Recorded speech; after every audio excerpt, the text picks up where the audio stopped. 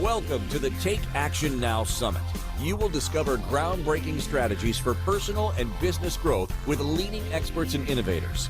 Today, transform forward. Step into 2024 with confidence. Strengthen your network, build relationships, and develop awareness and skills.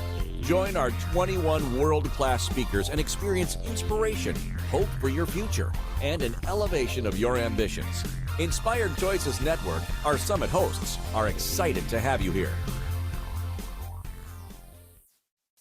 Hello, everyone, and welcome to Setting Your Internal GPS for Success. Let me start by asking you a question.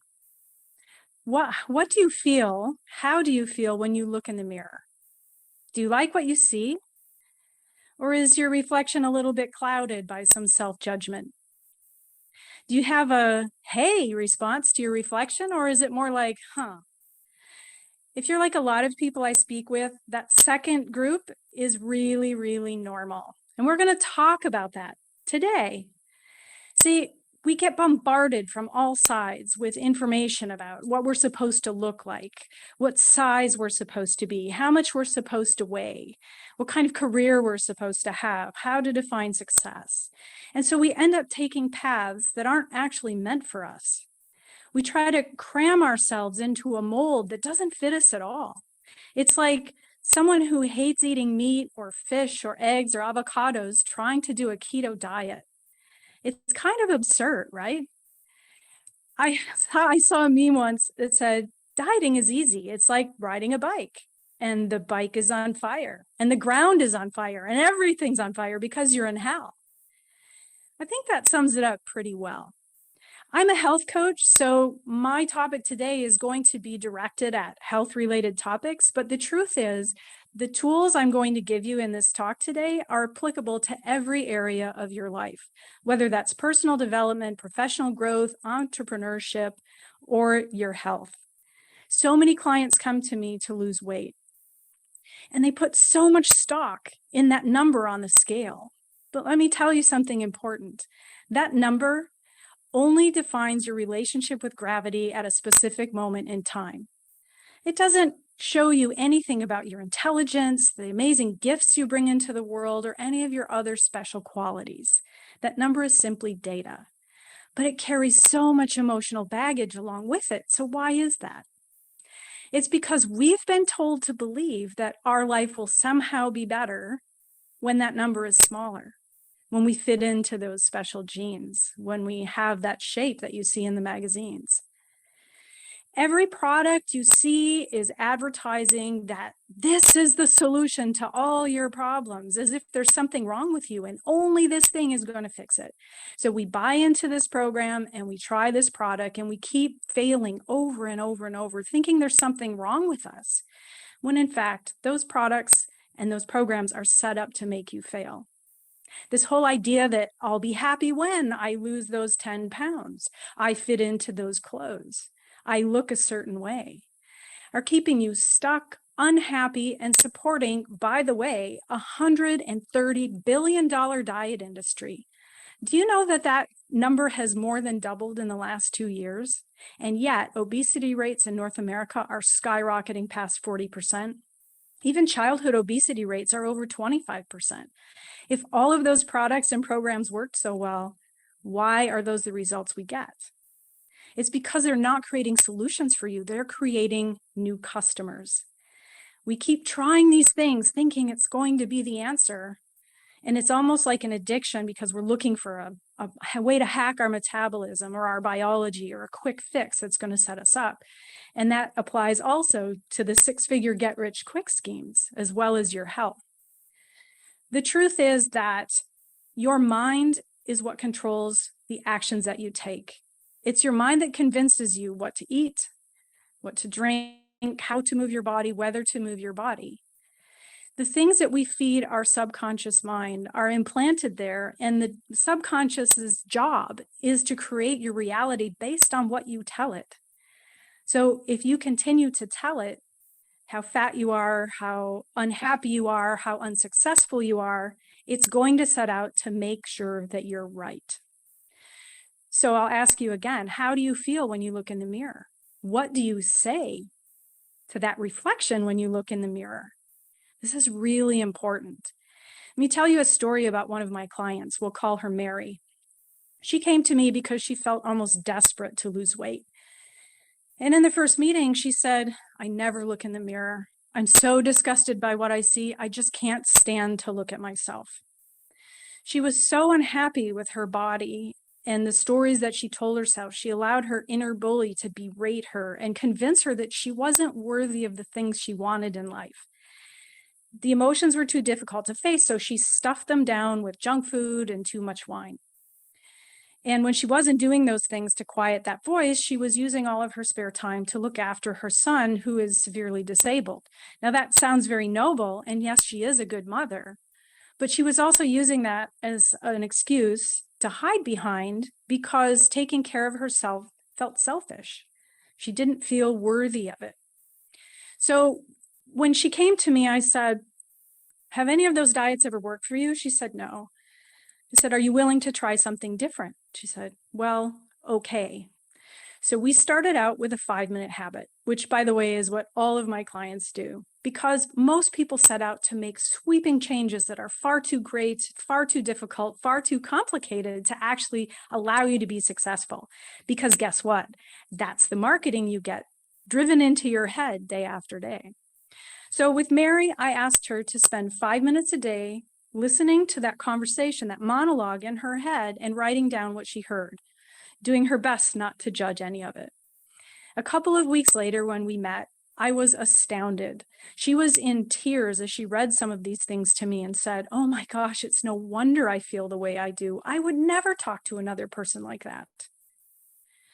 So once we started that habit and we brought awareness to that inner monologue, we just started to make some smaller changes, and those each one built on the one before. And after 6 months, I'm happy to tell you that not only did she lose the weight she wanted to lose and fit into the clothes that she wanted to fit into, but there were some other amazing changes. Her life blossomed into a beautiful, shining example of what self-care really should look like. She was happy to cook healthier meals, and she fell in love with exercise. And now she loves the person she sees in the mirror. And even better, her whole family dynamic changed. Her son, as I said, is disabled. He used to fight tooth and nail about doing his physiotherapy. And when he saw how happy and energized his mother was when she was doing regular exercise, he asked her if they could start exercising together. He said he loved how his mom was and he wanted to be more like her. I still get goosebumps when I think about that story because it shows what a profound impact we have on the people around us. But the whole point of this story is not about all of these miraculous transformations she had. The truth is, the reason she was able to do these things was because we did not start her journey by focusing on diet and exercise. We started her journey by focusing on the idea of self-acceptance. And once we got that right, everything else sort of fell into place. Now, I won't say it was a perfectly straight, smooth road, but it happened over the course of that 6 months that we worked together.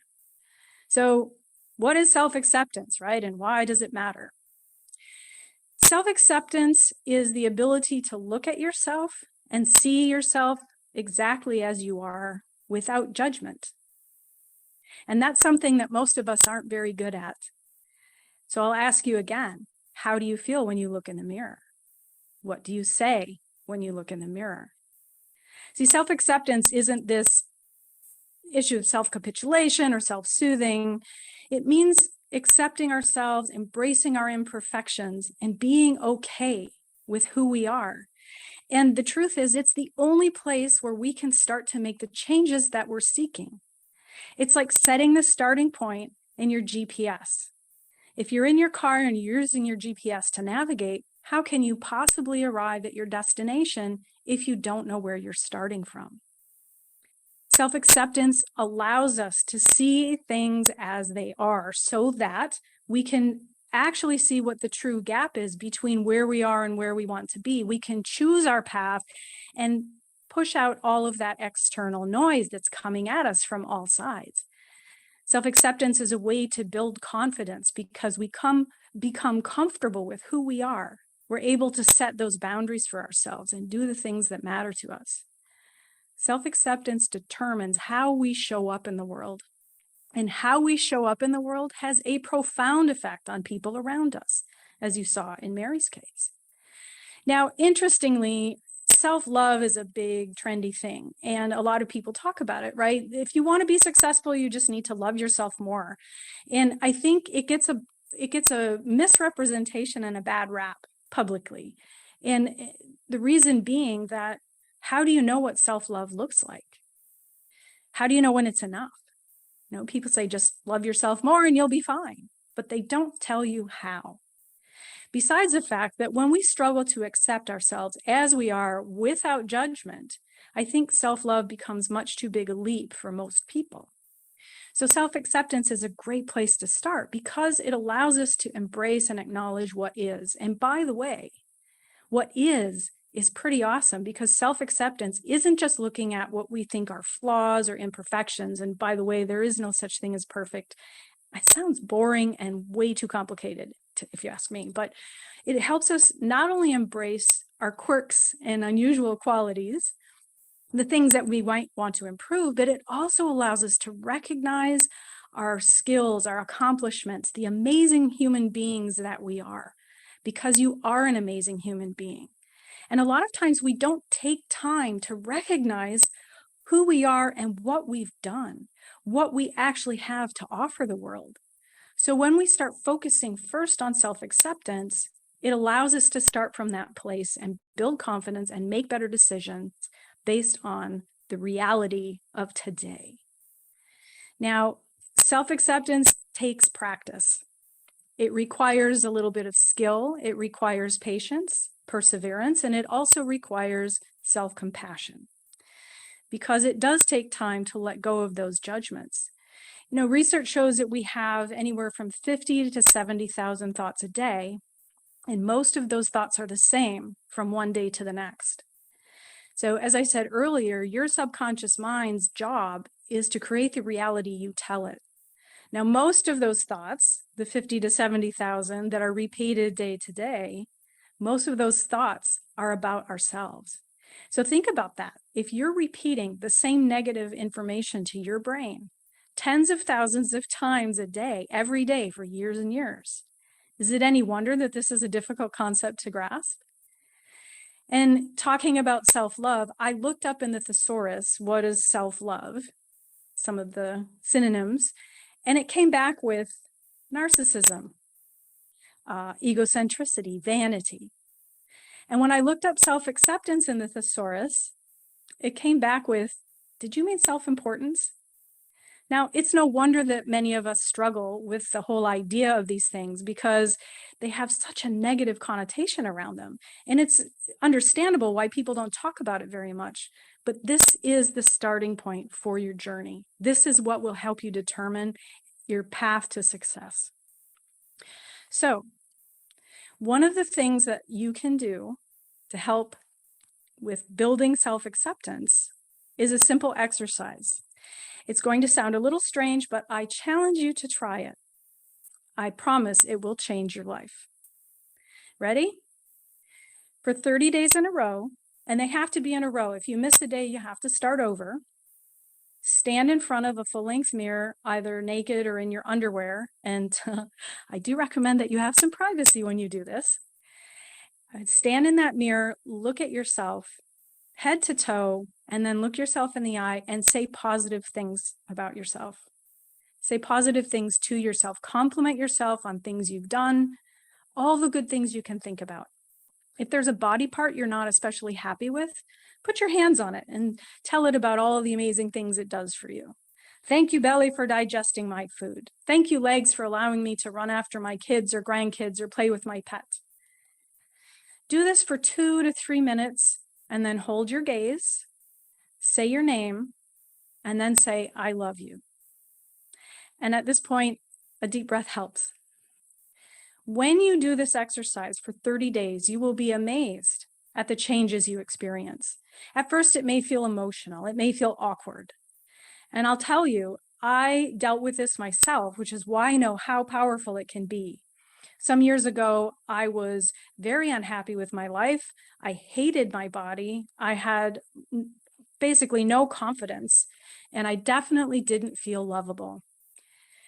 I had heard about this in a seminar I attended by Jack Canfield, and I decided to try it. I thought, what have I got to lose, right? So that first day, I remember standing there in my underwear, staring at myself. I'm pretty sure I stood there for about 10 minutes, unable to think of a single positive thing to say. I cried. To be honest, I ugly cried at that point. I almost quit. I was so frustrated. I thought, I feel really stupid standing here in my underwear, bawling in my own bedroom. But I promised myself I was going to do this no matter what. So I took a deep breath, and I started with simple things like the color of my eyes, the fact that I'd gone to work that day, and other things that were more superficial in nature. At the end of that first session, I honestly dropped on the floor bawling as soon as I said, Julie, I love you. It was really hard. I'd never said anything nice to myself before that day. And the second day I cried again, but not as much. And the third day, it started to get a little easier. And you know what? After 2 weeks, I started looking forward to my mirror sessions. I realized that there were positive things about myself that I had refused to acknowledge before. I actually started to like myself. And I wasn't even paying attention, but over the course of those 30 days, I had started to take better care of myself. I was eating better, I was exercising more consistently, and I realized it was because I had finally decided that I was worthy of doing those things. After 30 days, I felt so different. Actually, I was different. I was a completely different person. And I can tell you with certainty that you'll have a similar experience. Even the most confident people you know have their own set of fears and doubts, self-criticisms. This isn't something that comes to people naturally. We're not programmed that way. We are programmed genetically to look for problems. And so that's what we do. And society continues to tell us we're wrong, we're bad, we're missing, we're lacking because we don't have these particular things. I'll tell you what, all of those quirks that you have, all of those amazing skills and qualities that you have make up the mosaic of who you are as a person. And you are awesome. And don't ever let anyone else tell you differently, especially not yourself. Look, this may sound a little bit strange compared to what you're used to doing, but I promise you, if you have very specific goals to accomplish, starting with self-acceptance is going to help you ride your bike out of that dieting hell that I was talking about earlier, right? One of the things I love about Jack Canfield, you'll hear me talk about him a lot. He wrote a book called The Success Principles. And one of the things that he says in that book is you are 100% responsible for your life. And I couldn't agree more. Now, bear with me. I know that can be a difficult pill to swallow for some of us, but the truth is you are 100% responsible for your actions and your behaviors. No one else can do those things for you. So the great thing about being 100% responsible for your life is it isn't just about the bad stuff, the difficult stuff, acknowledging that we're not where we want to be. It's also super empowering because it means you get to change. Remember how I talked about feeding those thoughts into the subconscious mind? Our brains are neuroplastic, which means we can form new belief pathways. We can start believing new things. It's possible when you can practice something like this mirror work and start working on that point of self-acceptance, because your brain will change, your beliefs will change. And I realize that maybe we can't control our thoughts, but we can learn to control how we respond to them. Isn't that cool? I think that's such the most empowering thing to know about, because neuroplasticity, neuroelasticity is just a phenomenal thought. We always thought that brains were stagnant, that we can't change it. It is the way it is. But now we know that's just something, a protective mechanism that we hide behind. So if you think you're too busy or you don't have the time, or you don't deserve to pursue the things you want to pursue, to feel the things you want to feel, to do the things you want to do in life, think again. It's time to put yourself on that path. Give yourself the tools to help catapult yourself forward on the path you want to travel, not the one they're trying to mold you into as you go along. I love the idea of self-acceptance. I work on this with my clients because it's so critical. I remember at the beginning of a couple of my programs, we spend a lot of time working on this stuff. And I had one lady say to me, "Oh, when are we going to get to the good stuff? I appreciate all this, feel good about yourself stuff, but I really am just looking for a meal plan."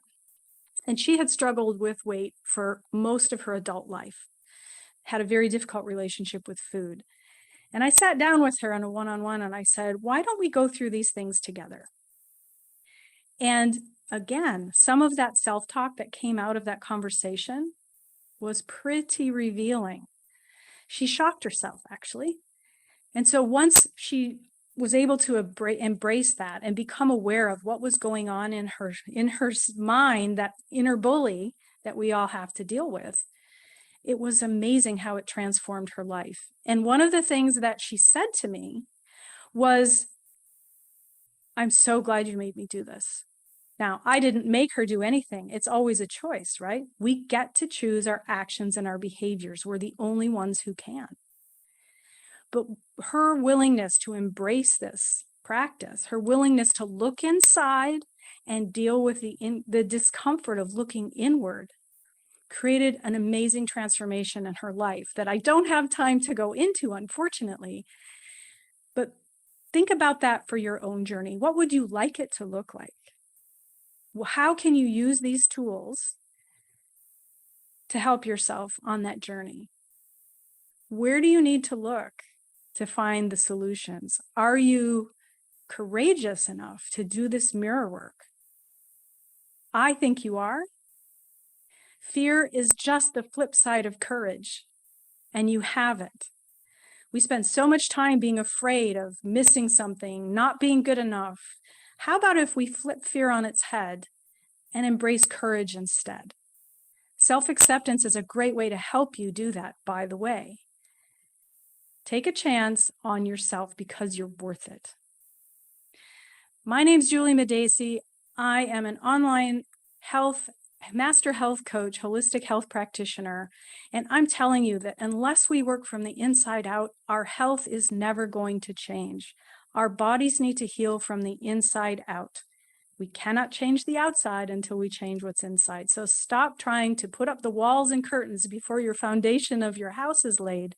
Take a step back and help yourself with self-acceptance. Help yourself embrace the courage that you know you have, so that you can follow the path that you were meant to follow. The world needs your gifts. And as soon as you're healthy enough and courageous enough and strong enough to follow the path you were meant to, your gifts are going to be there for the rest of the world. And as I said before, what you do, the way you accept yourself, the way you show up in the world has an amazing impact on the world around you. So be that change, as they say, that you want to see in the world. I'd love to talk to you. I'd love to hear about your journey. Please feel free to reach out anytime.